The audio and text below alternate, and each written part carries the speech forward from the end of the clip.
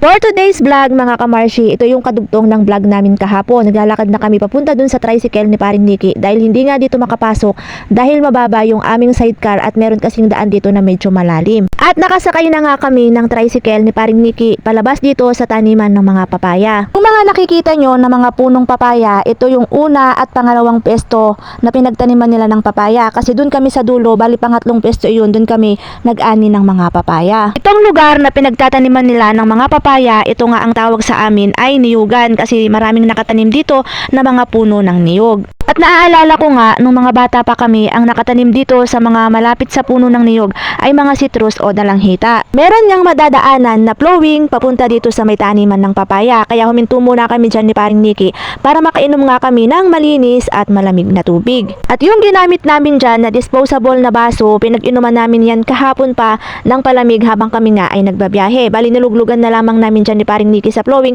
kasi kami rin naman ang gumamit ng baso kahapon. Sa sobrang uhaw ko nga, nakadalawang baso ako ng tubig kasi mainit dun sa taniman ng mga papaya, tapos nakalimutan pa nga namin yung baon namin na tubig doon sa aming tricycle. At syempre, hindi lamang kami ni Paring Nikki ang uminom ng malinis at malamig na tubig, pinainom ko rin itong kasama nga namin na bata. Sinabi ko nga sa kanya kung gusto niyang maligo kasi parang ang sarap maligo dahil malamig nga yung tubig tapos malakas pa. Pagkatapos naming tatlong uminom ng malinis at malamig na tubig ay diretso na din kami sa pag-uwi. At masasabi ko nga na isa sa pinagpalang lugar itong lugar nga ng obligasyon. Bukod kasi sa maganda yung tanawin, mayaman din sila sa malinis na tubig. At sagana rin sila sa mga prutas at sa mga gulay. At ang lugar nga na ito ay isa sa pinakamaliit na barangay dito sa amin at kakaunti pa lamang ang mga tao na naninirahan. At isa man sa pinakamaliit na barangay dito sa amin, ang kanilang lugar, masasabi ko naman na ang kanilang lugar ay malinis, luntian, meron silang sariwang hangin at malilinis nga na mga tubig. Dahil ang kanilang lugar ay napapalibutan nga ng mga ilog, natatandaan ko pa kapag medyo malakas ang ulan or kapag merong bagyo,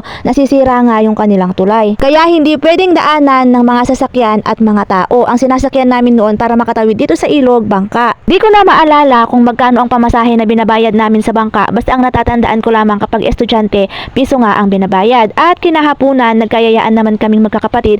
Kasama namin si tita ko, kapatid ni nanay, na pumunta nga dito sa tabing dagat para magmerienda. Nung last kasi na umuwi kami dito sa amin, hindi kami nakapunta dito sa may tabi ng dagat dahil meron ngang ginagawa. Una namin kinain or minerienda itong tinitinda ni kuya na sweet corn, meron din siyang binatog, tapos meron din siyang tinda na buko juice. At pagkatapos namin kumain ng tinda ni kuya na binatog, sweet corn tapos buko juice, dito naman kami kay kuya bumili ng tusok-tusok. Meron siyang fishball, kikiam, tokwa, kwek-kwek, tapos calamares, meron din siyang tinda na Betamax. Pagkatapos nga ni kuya na ipainit yung mga napili namin na mga tusok-tusok, kanya-kanya na kaming pwesto dito. Dito na ako umupo sa may gulong ng tricycle dahil magaan at maliit lamang naman ako kasi yung nadala naming upuan ay isa lamang. Yung kapatid ko nga lamang na bunso ang nakapagdala ng kanyang upuan at kami nga ay wala kaming maupuan. Pwede naman sana kaming umupo dun sa may gilid ng dagat dahil meron dun upuan na semento, kaya nga lamang medyo mainit. Dito na lamang kami umupo sa may mga tricycle kasi pagkatapos din namin magmerienda ay uuwi rin kami.